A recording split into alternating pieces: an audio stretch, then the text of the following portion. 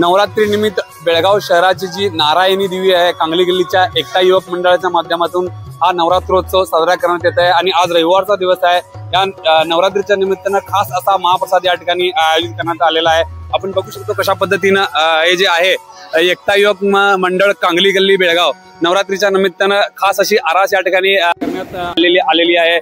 सप्तशृंगी दर्शन या नवरात्रीच्या एकता युवक मंडळानं या निमित्तानं सादर केलेला आहे। हजारोच्या संख्येने आपण बघितलं होतं की आगमन सोहळा लक्ष आणि भव्य दिव्य असा आगमन सोहळा आयोजित करण्यात आला होता। आज रविवारचा दिवस आहे, या ठिकाणी महाप्रसादचं आयोजन करण्यात आलेलं आहे। महाप्रसादाची तयारी जी आहे ती जल्लोषात आणि उत्साहात सुरू झालेली आहे। दुपारची वेळ आहे, आपण बघू शकतो की शनी मंदिर पासून ते थेट या बाजूला अंबाभवन पर्यंत बॅरिकेड लावण्यात आलेले आहेत आणि हा जो परिसर आहे तो भक्तांसाठी फक्त ये जा करण्यासाठी या ठिकाणी ठेवण्यात आलेला आहे। आम्ही सध्या या भांदूर गल्ली हिमुकलानी चौकात उभे होते। हिमुकलानी चौकामधली ही दृश्य आहेत, पाहू शकता की कशा पद्धतीनं महाप्रसाद जो आहे हजारो लोकांचा महाप्रसाद या ठिकाणी बनवला जात आहे।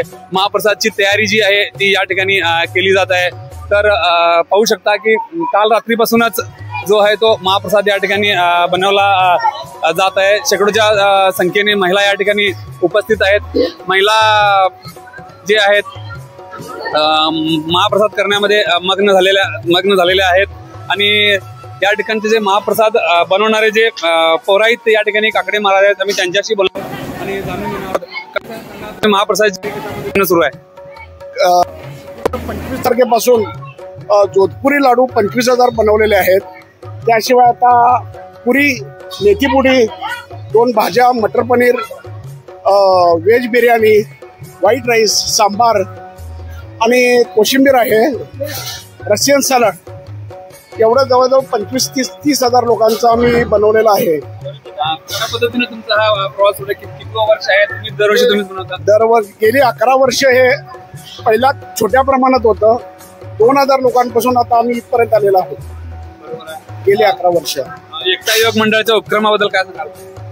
नाही, एकता युवक मंडळ म्हणजे सगळे या तहसीलदार गल्ली, भांदूर गल्ली, कांगली गल्ली आणि इथले सगळे रहिवासी, बायका, महिला मंडळ सगळे सेवेला असतात। सगळ्यांच्या सहकार्यातून हा उत्सव पार पडतोय।